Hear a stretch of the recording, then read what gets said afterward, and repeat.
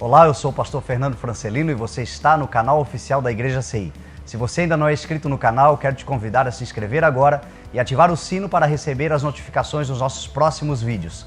Você assistirá agora uma mensagem de boas novas, o Evangelho do nosso Senhor Jesus Cristo, que revelará o teu caminho e te ajudará a desfrutar da vida abundante e eterna que o Senhor tem para você. Que Deus te abençoe.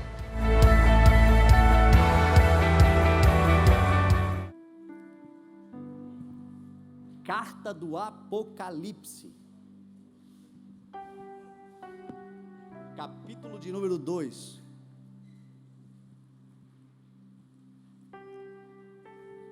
A partir do verso 1, diz assim a palavra do Senhor: ao anjo da igreja em Éfeso escreva: estas são as palavras daquele que tem as 7 estrelas em sua mão direita e anda entre os 7 candelabros de ouro. Conheço as suas obras, o seu trabalho árduo e a sua perseverança. Sei que você não pode tolerar homens maus, que pôs à prova os que dizem ser apóstolos, mas não são, e descobriu que eram impostores. Você tem perseverado e suportado sofrimentos por causa do meu nome e não tem desfalecido. Contra você, porém, tenho isto: você abandonou o seu primeiro amor. Lembre-se de onde caiu, arrependa-se e pratique as obras que praticava no princípio. Se não se arrepender, virei a você e tirarei o seu candelabro do lugar dele. Mas há uma coisa a seu favor: você odeia as práticas dos nicolaítas, como eu também as odeio. Aquele que tem ouvidos, ouça o que o Espírito diz às igrejas. O vencedor, ou ao vencedor, darei o direito de comer da árvore da vida que está no paraíso de Deus. Amém? Pai, nós te louvamos, Senhor, porque santo é o teu nome e poderosa é a tua palavra. Te pedimos, Senhor, uma porção de revelação e graça da Tua Palavra, para nós nesta noite, Senhor, que nos instrua, nos ajude a crescer, a avançar e a compreender o Teu nobre coração, Senhor. Aquilo que está no Teu coração, revela-nos por meio da Tua Palavra, é o nosso desejo, é a nossa oração, em nome de Jesus, amém, graças a Deus, amém? Vou tentar começar em pé aqui, se precisar eu sento. O livro de Apocalipse é uma carta, na verdade, que Jesus deu como uma revelação a João. Afinal, o nome Apocalipse significa revelação. E Cristo, então, enquanto João estava na ilha de Patmos, exilado, companheiro de sofrimentos e de batalhas do povo da sua época, os cristãos, ele foi deixado para morrer naquela ilha, porque ele estava então pregando o Evangelho, e a perseguição, não conseguiram matá-lo e deixaram ele então para morrer. E Cristo então trouxe a revelação do Apocalipse. E é interessante que esse livro é um livro que para muitos, só de mencioná-lo já dá um arrepio. Para muitos, só de falar sobre ele já gera um certo temor, travam, ficam com medo. Eu conheço muitas pessoas assim, entre elas a minha esposa. A minha esposa é alguém que está sendo tratada nessa área, e eu explico por quê.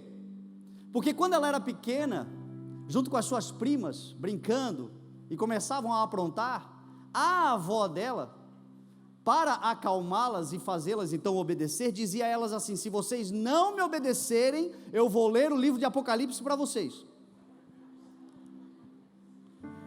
E aí provavelmente lia lá a besta de 10 chifres, 7 cabeças e aquela coisa toda. Língua, como é que é? Chuva de fogo.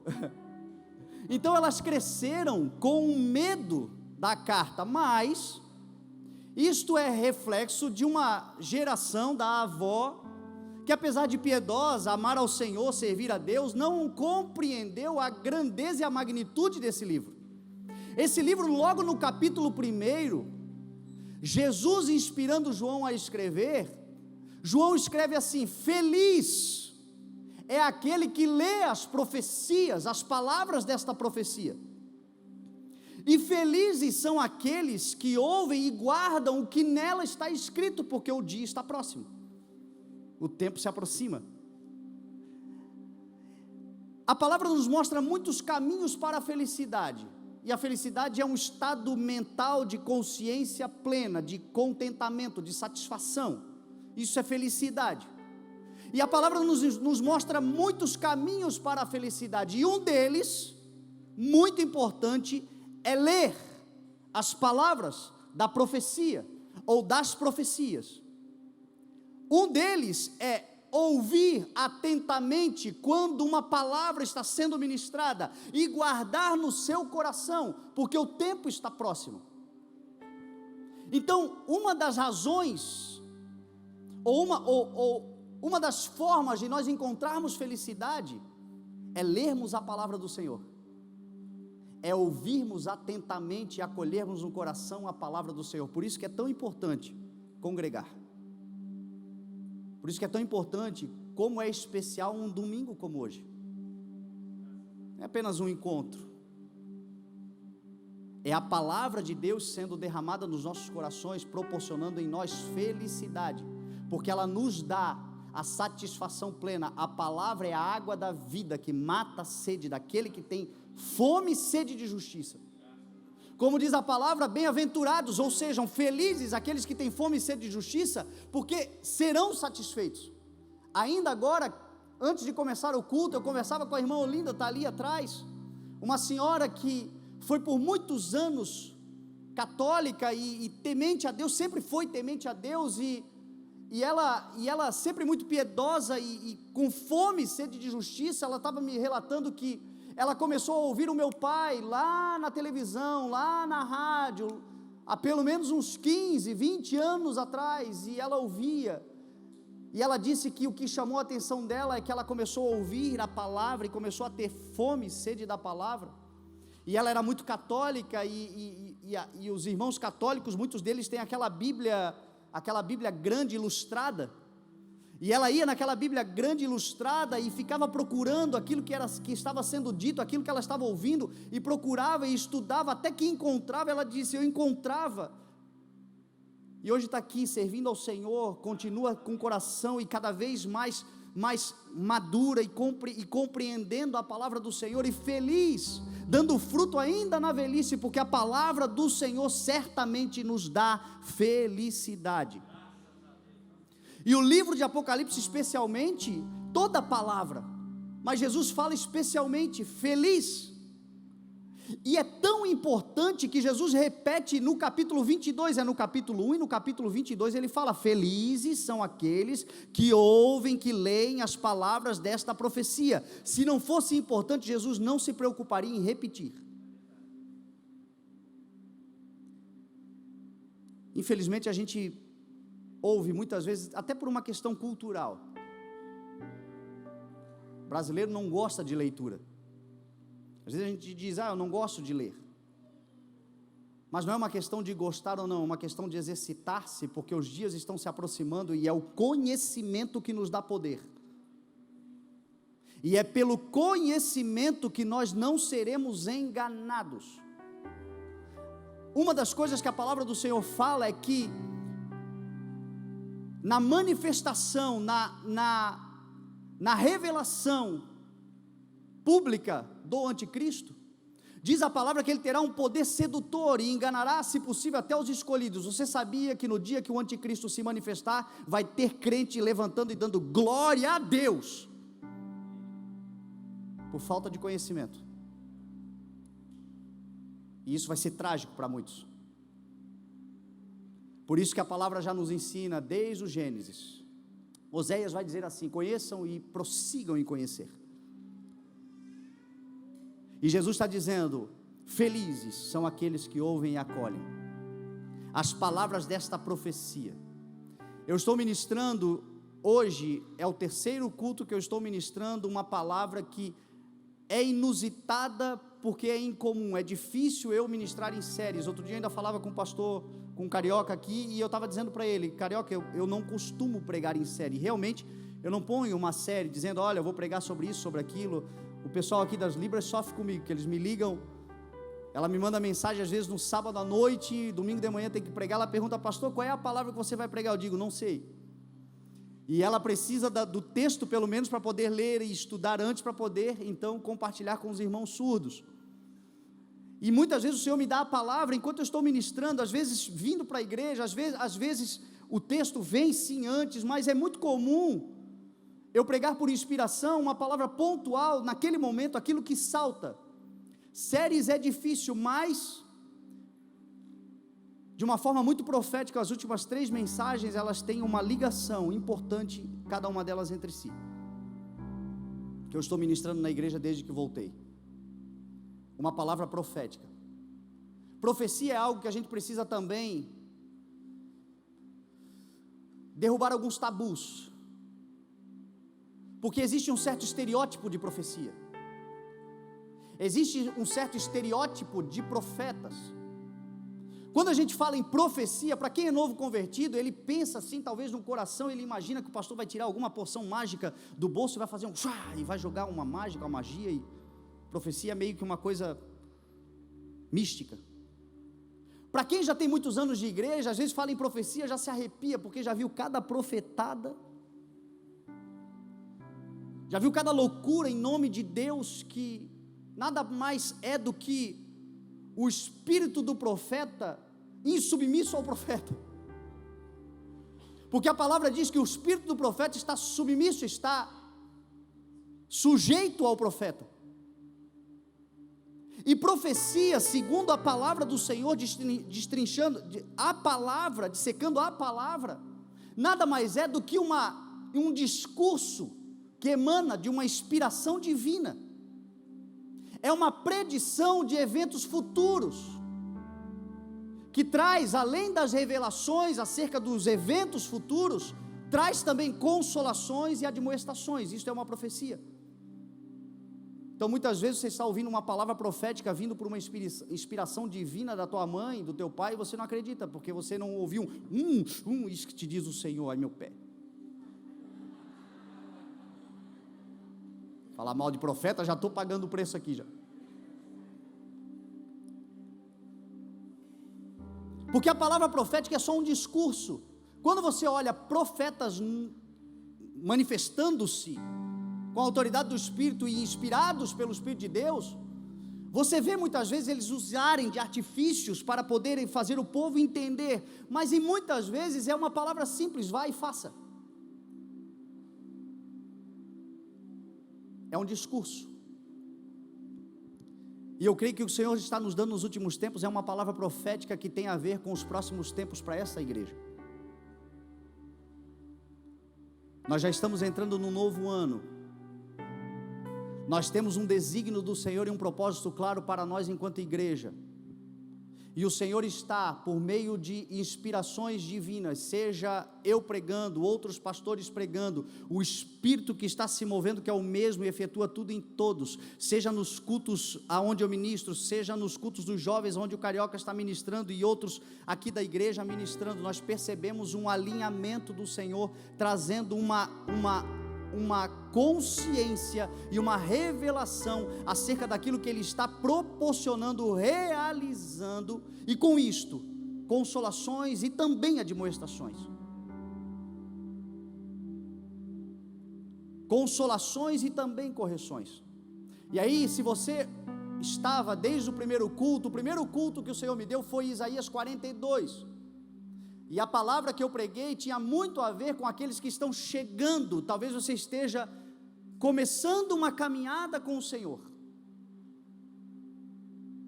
Lá no verso 9 diz assim: vejam, profecias antigas já se cumpriram, e novas eu anuncio, antes de surgirem, eu apresento a vocês. E aí ele diz o seguinte no verso 1: eis o meu servo a quem eu sustento, o meu amado em quem eu tenho prazer, o meu escolhido em quem tenho prazer, porém nele no meu espírito, e ele trará justiça às nações. Guarda isso no teu coração. Se você está entregando a tua vida ao Senhor para caminhar com o Senhor, não tenha medo do amanhã, porque o amanhã o Senhor te sustentará, Ele te guardará e te protegerá. Tão somente creia, entregue o teu caminho ao Senhor, confia nele, e o mais Ele fará.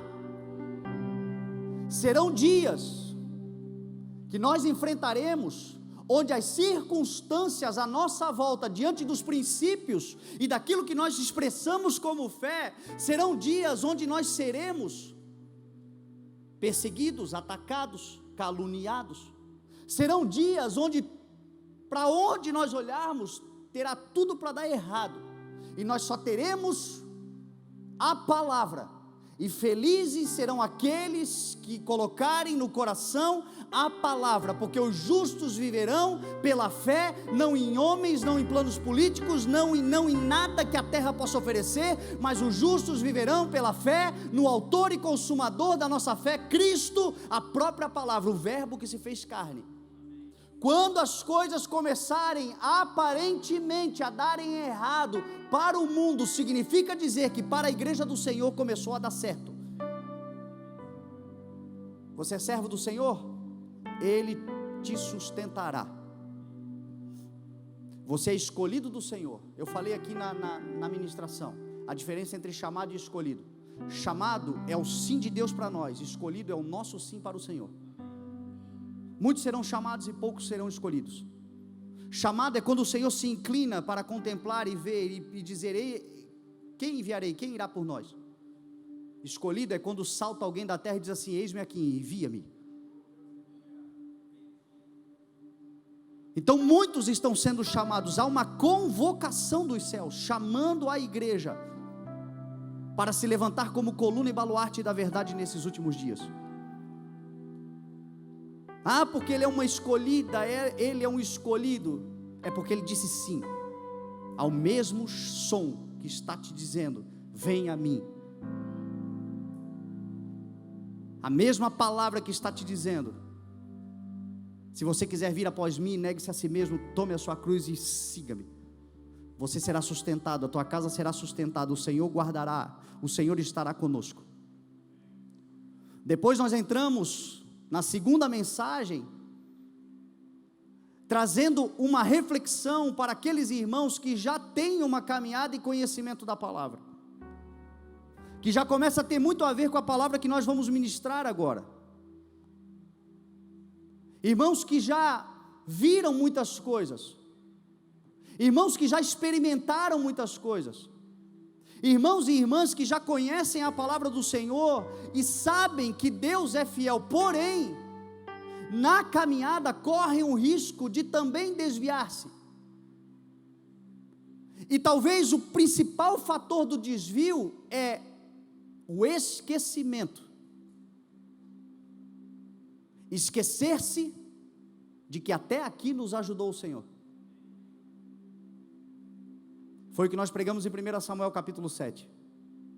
Diante de uma batalha onde os filisteus estavam atacando Israel, Israel havia voltado-se para o Senhor, estava reunida como povo de Deus, eles estavam clamando ao Senhor, e quando os filisteus viram que eles estavam unidos e clamando ao Senhor, resolveram atacá-los, e diz a palavra que Samuel pegou um cordeiro de 1 ano sem defeito e ofereceu em holocausto ao Senhor, e enquanto ele oferecia o cordeiro em holocausto ao Senhor, Deus colocou os filisteus em pânico, porque quem foi criado para viver com síndrome de pânico não fomos nós.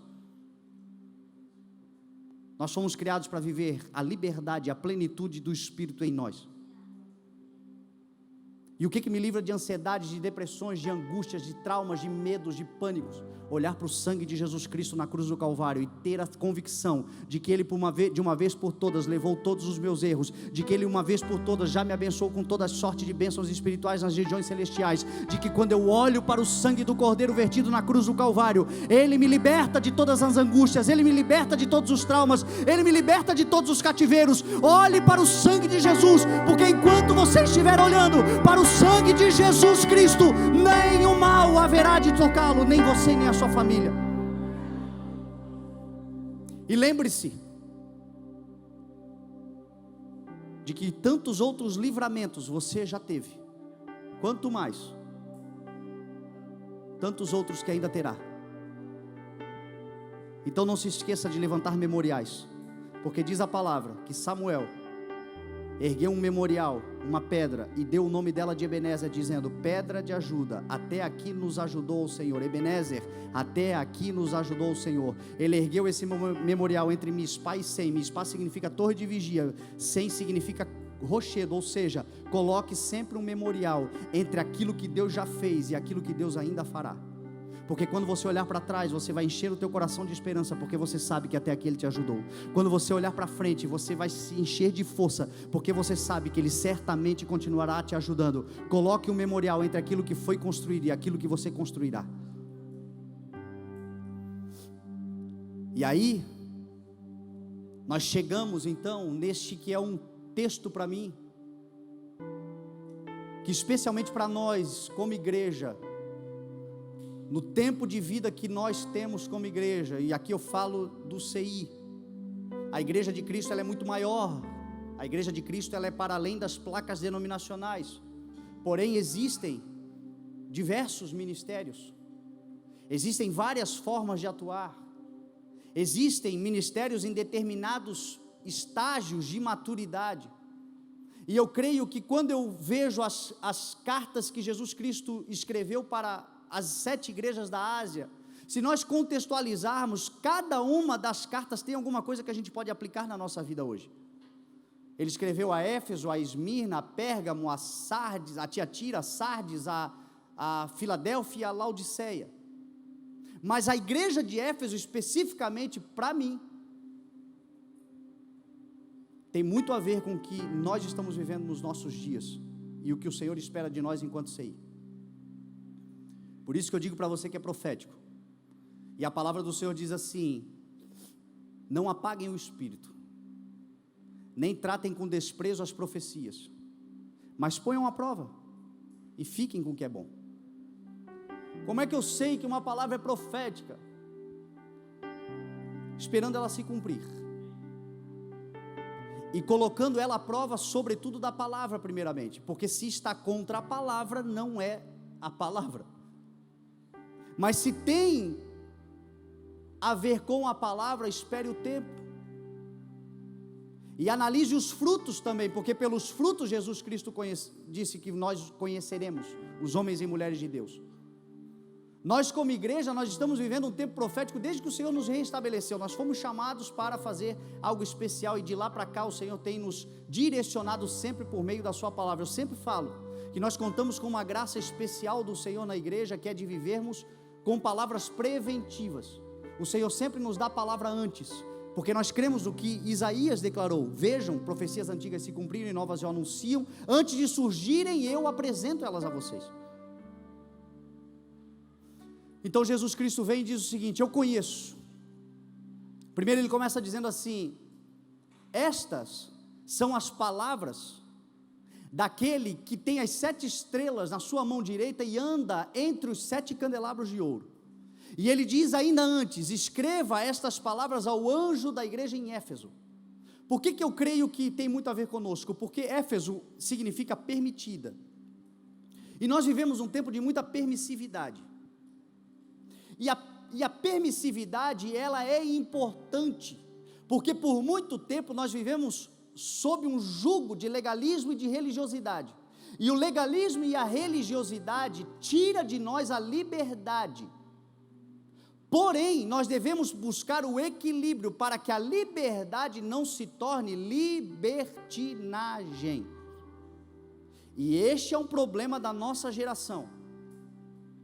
Este pode ser um problema de nós como igreja, porque nós temos a liberdade no Espírito, a liberdade de fluir, a liberdade de ir, a liberdade de viver, como diz a palavra do Senhor aos Eclesiastes. Nós somos uma igreja jovem, teoricamente jovem, crescendo, amadurecendo nos princípios da palavra. Lá aos Eclesiastes, Salomão certa vez disse assim: jovem, vá por onde o seu coração mandar, aonde a sua vista alcançar, mas saiba de uma coisa: por todas estas coisas Deus o trará a julgamento. O que ele estava querendo dizer? Vivam na liberdade, vivam no ímpeto da juventude, porém guardem a consciência para não transformar aquilo que é liberdade em libertinagem, aquilo que é liberdade em aprisionamento lá na frente. Hoje uma grande pergunta de muitos irmãos é: pastor, isso pode, isso não pode, isso é permitido, isso não é? O evangelho não se trata de pode ou não pode, o evangelho se trata de consciência. E evangelho significa dizer que tudo o que você quiser fazer, você pode fazer. A questão não é se você pode ou se você não pode, a questão que você deve perguntar para você mesmo, não é para julgar os outros, é para julgar os seus atos, é se isto que você decide fazer, convém, edifica, ou te domina. É isto que o evangelho fala, tudo nos é permitido, mas nem tudo nos convém, tudo nos é permitido, mas nem tudo nos edifica, tudo nos é permitido, mas tem coisas que nos dominam se nós nos entregarmos a ela.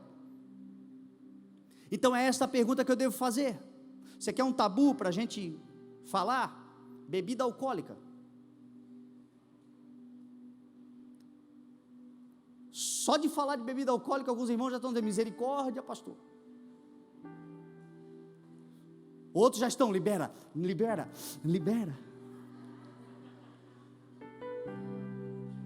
E a questão não é a bebida, nunca foi.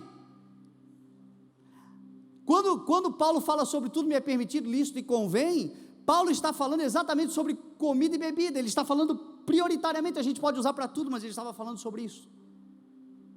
Presta atenção, para depois você não dizer: ó, o pastor disse que é para eu sair, liberou eu para beber. Presta atenção, se você quiser arrumar desculpa para encher a cara, não bota na minha conta. A questão é o seguinte: na nossa cultura brasileira, ela é muito diferente da cultura judaica. A nossa cultura brasileira, na maioria dos casos, na maioria das pessoas, a bebida alcoólica está intrinsecamente ligada a imoralidades, a balada, a festa, a mau comportamento. Na maioria dos casos, dos irmãos que vêm para a igreja, eles vêm exatamente para se libertar de uma vida de promiscuidade, de libertinagens, e o elemento, o start, era a bebida alcoólica. Então, para este irmão, não convém. Outros não tinham controle de si mesmo, bebiam enquanto não secasse a caixa, não tinham controle. Domina, não serve. Para outros, a vida que agora ele escolheu viver, olha para mim, eu sou pastor da igreja, se você me pegar num restaurante com uma garrafa de cerveja em cima da mesa, o que você vai pensar? Convém?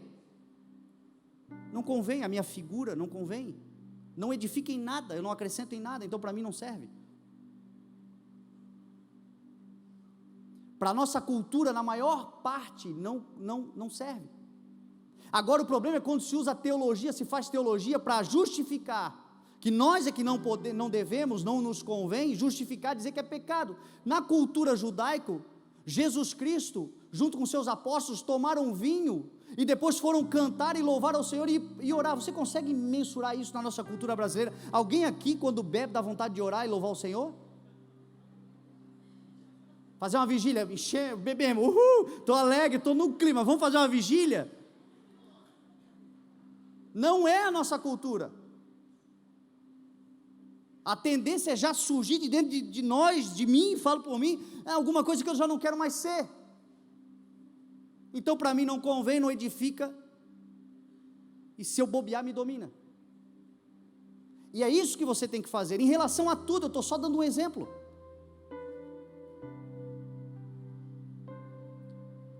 A igreja de Éfeso foi uma igreja que viveu talvez o auge do evangelho nos dias dos apóstolos, porque ela foi pastoreada primeiramente por Paulo. Provavelmente foi Paulo quem fundou a igreja de Éfeso. Depois Paulo designa, agora me fugiu na memória se é Tito ou Timóteo, mas uma das cartas, se é de Tito ou Timóteo, Paulo designa exatamente para que eles pastoreassem a igreja de Éfeso. Os estudiosos dizem que João também foi um pastor da igreja de Éfeso. Você imagina? Que igreja poderosa. Mas é uma igreja que, diante da permissividade, andou num lugar perigoso de libertinagem, e por isso foi admoestada. Somos livres, mas também temos compromisso com a sociedade, com a imagem que nós passamos do nosso Senhor, porque somos aqueles que carregam a glória de Deus dentro de nós. Então, se não edifica, se não convém, se não soma, se não é lícito, não nos faz sentido. E aí Jesus diz assim: eu sei, eu conheço, e eu sou aquele que tem as 7 estrelas na mão direita e ando entre os 7 candelabros de ouro. É importante também decodificar isto. No capítulo 1 explica o que são as 7 estrelas na mão direita e o que são os candelabros. A Bíblia diz que as 7 estrelas são os 7 anjos das 7 igrejas, ou seja, os servos, os mensageiros, estão na mão do Senhor. E os 7 candelabros são as 7 igrejas. E ele diz: eu ando entre os 7 candelabros, ou seja, cumprindo-se a palavra que ele prometeu: sempre que vocês se reunirem em meu nome, no meio de vocês eu estarei. Onde houverem 2 ou 3 reunidos no meu nome, ali eu estarei. Talvez a gente não veja, talvez a gente não, os nossos olhos espirituais não sejam abertos hoje, mas certamente o Espírito de Deus está se movendo entre nós. Aonde a igreja está reunida, o candelabro do Senhor aceso, ali no meio ele caminha com virtude, com poder, com graça, com amor. O Senhor hoje caminha no nosso meio. E aí ele começa a relatar, porque ele caminha, ele conhece. Ele conhece o nosso deitar, ele conhece o nosso levantar, ele conhece o nosso coração, ele sonda. Ele conhece cada um de nós aqui na sua intimidade. Ele conhece, ele é aquele que tem olhos como chama de fogo. Ele põe o olho em nós, ele sabe exatamente o que necessitamos, o que somos e o que seremos para a glória do nome do Senhor. E aí ele começa dizendo assim: eu conheço as suas obras. Isso me ensina 2 coisas. Primeiro, se ele conhece as minhas obras, ninguém mais precisa conhecê-las. Ele conhecendo basta. E nós temos 2 problemas em relação a obras. O primeiro é o que Jesus Cristo falou em Mateus capítulo 6. Quando vocês forem fazer as suas obras de justiça, tenham cuidado de não fazer na frente dos outros, para que serem vistos pelos outros, porque assim vocês não receberão a sua recompensa. Não façam obras tocando trombetas, que quando vocês derem algo a alguém, fazerem obras de justiça, que a sua mão esquerda não saiba o que está fazendo a sua mão direita, porque o Pai que vem em secreto certamente os recompensará. Obras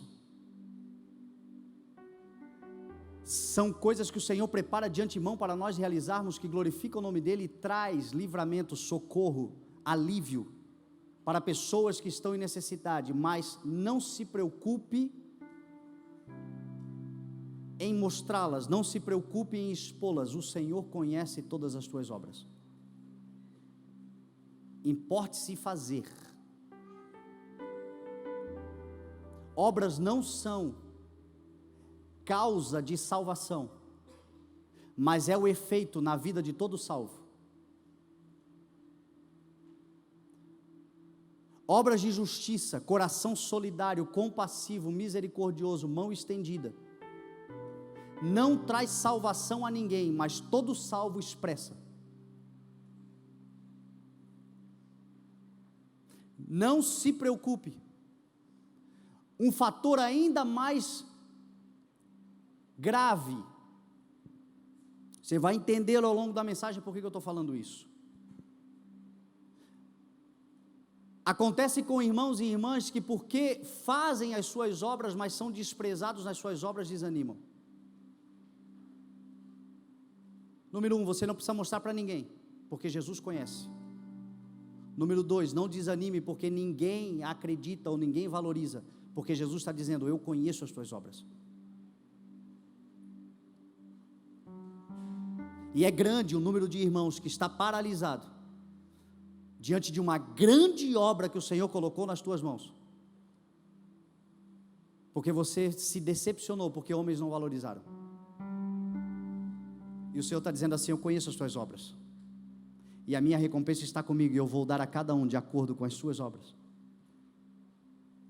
Eu conheço as tuas obras, então não as abandone. Eu conheço as tuas obras, e no grande dia, não se importe se os outros não valorizam, não se importe se as pessoas menosprezam, não se importem se as pessoas desprezam, não se importe até mesmo com a ingratidão, porque se tem algo que faz com que nós paralisemos as boas obras que o Senhor nos deu para realizarmos, é a tal da ingratidão. Os homens falharão conosco, mas independente disto, somos homens e mulheres que manifestam boas obras pela terra. Que nós nos levantemos para realizarmos aquilo que o Senhor tem colocado no nosso coração, nos dado com todo carinho. Como diz a palavra, nós só somos salvos pela graça, mediante a fé em Cristo Jesus. Isso não vem de nós, não por obras para que ninguém se glorie, mas nós somos criados em Deus, diz a palavra. Nós somos feitos por Deus, e Ele já preparou de antemão obras para que eu e você praticássemos. Somos criação de Deus, realizados em Cristo Jesus para a prática de boas obras que de antemão Ele preparou para nós realizarmos. Não negligencie. Por que eu digo isto? Porque nós estamos entrando num tempo onde o aumento da maldade vai esfriar o amor de muitos.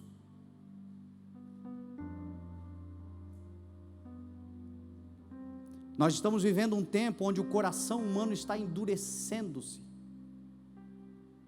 onde as pessoas estão perdendo o senso e a compaixão, a misericórdia,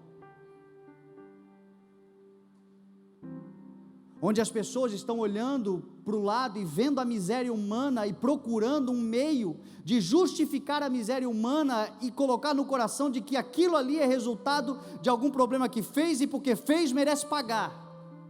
E não foi isso que nós fomos chamados para estender a mão. E o diabo vai trabalhar para enrijecer o nosso coração. Se você já não está sofrendo isso nesse ano de 2020, vigie. Porque se existe uma coisa que o Senhor planta em nós, é um coração compassivo, é o seu Espírito em nós, nos fazendo andar atentos. Conheço as suas obras, não pare, o Senhor está dizendo: eu conheço. Conheço o seu trabalho árduo. É diferente de obra. Você sabe o que é o trabalho árduo? É aquilo que ninguém quer fazer, mas precisa ser feito. Você sabe o que é o trabalho árduo? É aquilo que talvez nem seja a sua responsabilidade, mas está ali te incomodando. Talvez sejam coisas que pessoas estão negligenciando,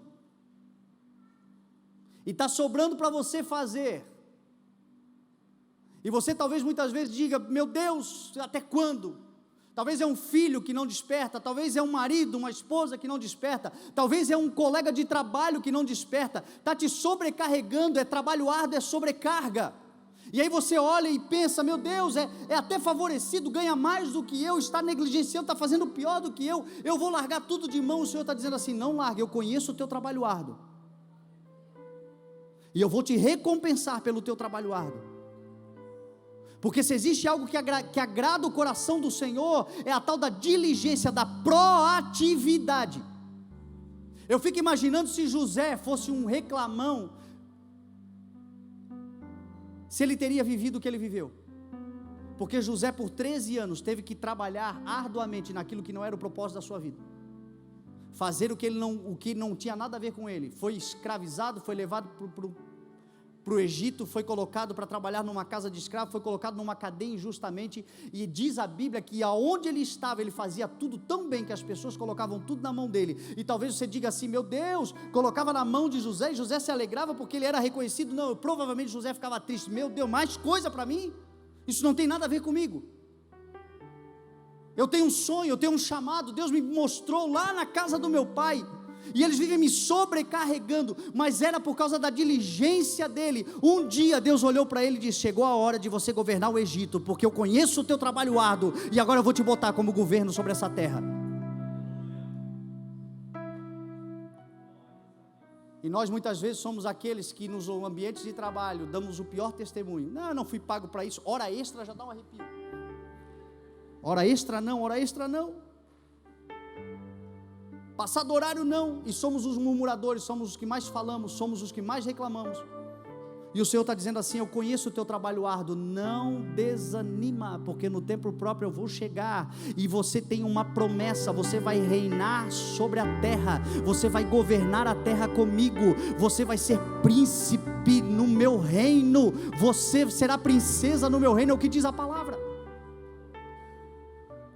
Nós reinaremos sobre a terra, e os dias são de trabalhos árduos, os dias são de muitas vezes aflições. Outro dia uma pessoa me meteu a boca na internet dizendo, eu escrevi um texto de edificação, de esperança, e ela mandou o texto, uma resposta dizendo: meu Deus, por que a vida de crente é assim? Por que tudo que é ruim acontece primeiro? E eu falei: olha, só tem uma coisa para te dizer, continua crendo. Sabe como é que é a vida de crente? É mais ou menos como Hollywood. Você já viu um filme de Hollywood, do mocinho e do bandido? O bandido se dá bem o filme inteiro, no final o mocinho dá a volta por cima. Isso é inspirado na Bíblia. Isso é inspirado na tua vida, crente.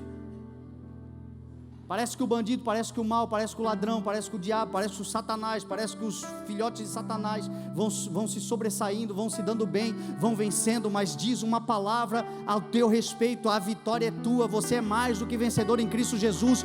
No fim das contas, o Redentor se levantará e trará justiça sobre a terra e estabelecerá o seu povo. Então não desista do teu trabalho árduo. Jesus está dizendo: eu conheço o teu trabalho árduo. A vitória é nossa.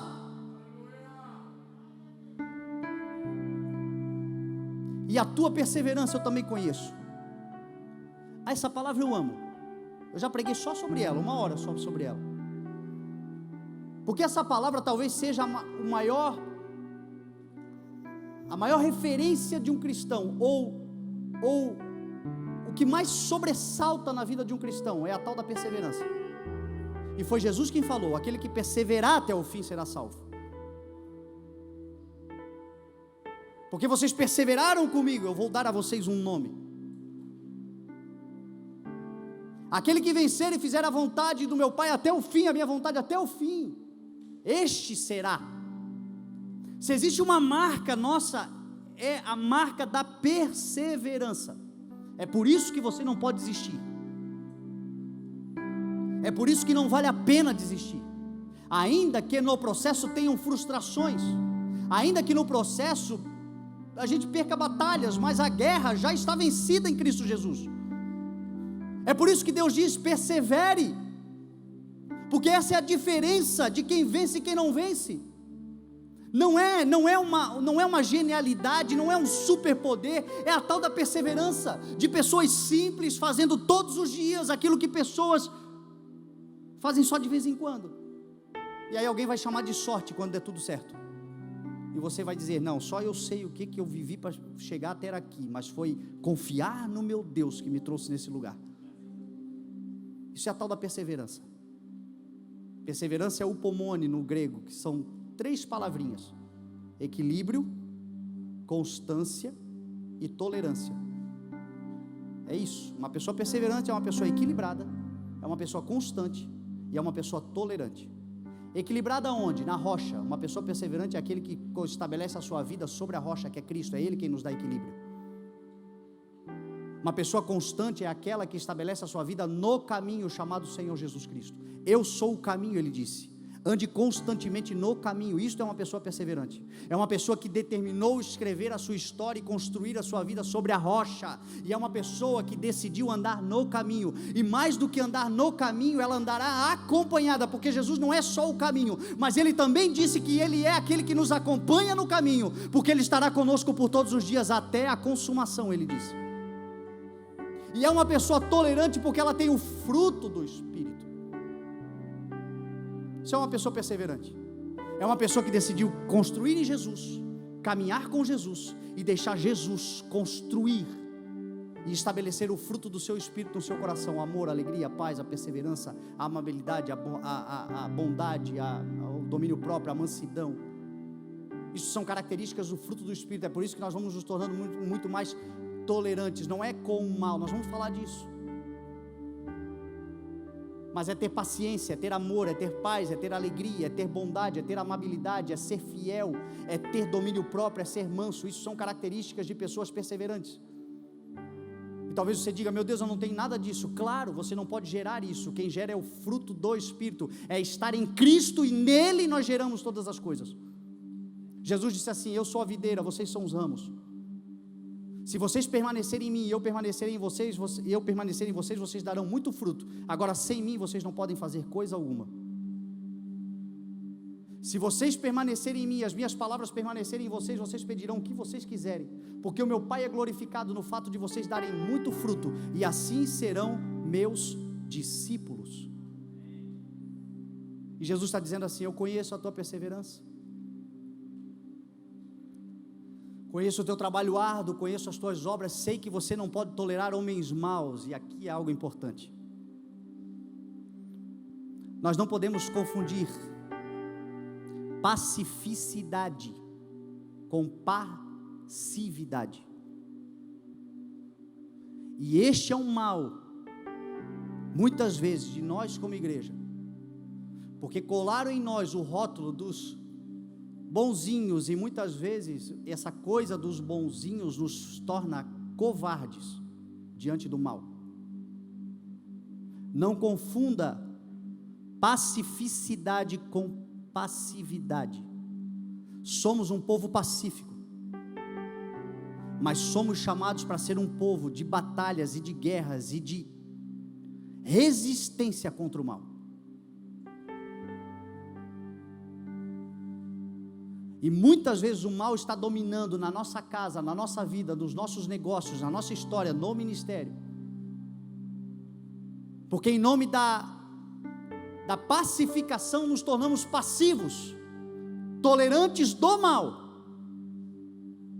e nos esquecemos que Jesus nos deu uma palavra em Lucas: eu lhes dei autoridade para pisarem em serpentes e escorpiões e sobre toda obra do maligno, do mal, e não lhes causará dano algum. Jesus disse assim: expulsem o mal. Tiago disse assim: submetam-se a Deus, resistam o mal e ele fugirá de vós. Pedro disse assim: resistam-lhe, permanecendo firmes, sabendo que os irmãos que vocês têm em todo o mundo estão passando pelos mesmos sofrimentos. Qual é o mal que está tentando dominar a tua casa, a tua família, a tua mente? Qual é o mal que está se sobressaindo? Qual é a malignidade? Qual é a perversidade? E em troca, em nome da paz, há uma passividade. Para te dar um exemplo de como nós precisamos nos levantar como igreja e estabelecer o reino de Deus, que é a justiça do Senhor na terra. Outro dia, não sei se você viu, fizeram uma experiência com uma criança de 5, 6 anos, do tamanho da menina aqui, com uma mochilinha, num calçadão movimentadíssimo nos Estados Unidos, a criança andando no meio de um monte de gente, um beco escuro, vinha um homem adulto, pegava aquela criança na frente de todo mundo, sem disfarçar, pegava com força, arrebatava aquela criança e entrava no beco escuro. As pessoas viam fazendo isso, sabe o que elas fizeram? Nada. E isto mostra o quão duros nós estamos de coração e anestesiados em relação ao mal. As pessoas viam, simplesmente não faziam nada, continuavam andando. Se é no tempo dos nossos pais na fé, uns 3, 4 iam se juntar e iam lá expulsar o demônio dele lá dentro iam tirar aquela criança, iam arrebatar aquela criança da mão do mal. Isto é um exemplo claro. A palavra do Senhor em Provérbios diz assim: erga a sua voz em favor dos que não podem defender-se. Seja um defensor de todos aqueles que estão oprimidos, os pobres, os necessitados. Sabe qual é a responsabilidade da igreja? É se levantar como uma voz profética na nossa nação, estabelecendo justiça do Senhor, não tolerando o mal e estabelecendo a palavra, a verdade. Pela palavra nós estabelecemos princípios do reino de Deus, fazendo escolas, fazendo orfanatos, realizando grandes obras, mas não nos acomodarmos diante do mal. O Senhor está olhando para o nosso trabalho, está dizendo: eu sei que vocês não podem tolerar o mal, e eu me alegro que vocês se levantam contra o mal, porque eu dei autoridade para vocês pisarem sobre as obras do mal e nada vai causar dano a vocês. E às vezes estamos ali: pastor, ora, ai meu Deus, ora por mim, o diabo se levantou na minha casa. Cadê a tua autoridade do Espírito, o nome de Jesus sobre a tua vida? Fazendo o contrário, resistindo o pecado e fugindo do diabo. A Bíblia diz que é para fugir do pecado e é para resistir o diabo. Às vezes nós estamos ali resistindo o pecado, vou brincar aqui, vai cair. E quando ouve falar das obras do mal, sai correndo porque teme. Maior é aquele que está conosco do que aquele que está no mundo. Se o Senhor é por nós, quem será contra nós? Talvez você não se levante nessa nação como um defensor de pobres e necessitados publicamente, talvez como um grande político da nossa nação, um grande juiz, uma grande autoridade, eu não sei aonde, mas talvez você esteja negligenciando dentro da tua casa um mal se levantando, e Deus está te dizendo: eu te dei autoridade. O Senhor Jesus está dizendo: o meu sangue pode vencer toda e qualquer obra do mal. Te levanta com autoridade e tome uma decisão de eliminar agora, expulsar agora este mal. Eu conheço o teu trabalho, eu conheço as tuas obras, eu conheço o teu coração, eu conheço a tua perseverança, e eu sei que você não tolera mal. Nós vamos entrar nos próximos tempos em batalhas espirituais. A nossa luta não é contra carne e sangue, mas nós precisamos entrar nessas batalhas como homens e mulheres de cabeça erguida, sabendo que nós temos uma espada da justiça, que é a palavra de Deus.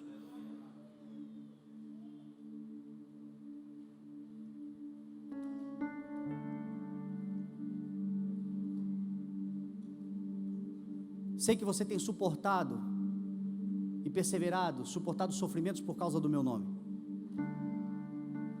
Tem muita gente aqui que só apanha por causa do nome de Jesus. Você pode dar um glória a Deus por isso? Jesus está dizendo assim: eu sei que você está perseverando, suportando sofrimentos por causa do meu nome. Muitos irmãos que se convertem e de repente os amigos se voltam contra, os familiares se voltam contra. No trabalho parece que as coisas viram do avesso.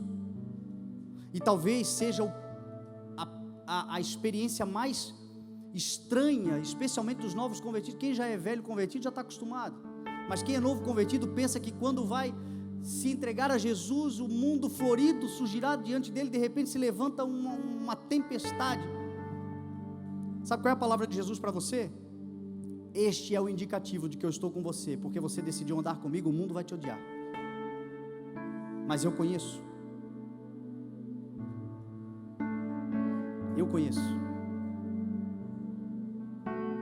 Aí ele diz assim: contra você eu tenho isto, você abandonou o primeiro amor. Por muitas vezes, por força de expressão, eu já preguei isso algumas vezes, eu disse você perdeu o primeiro amor. É uma força de expressão, mas a palavra diz abandonar, porque o que eu perco eu não sei onde está, mas o que eu abandono eu sei exatamente onde eu deixei. E o que Jesus está falando para Éfeso é assim: contudo eu tenho algo contra você, você abandonou o primeiro amor. Você sabe o que é o primeiro amor?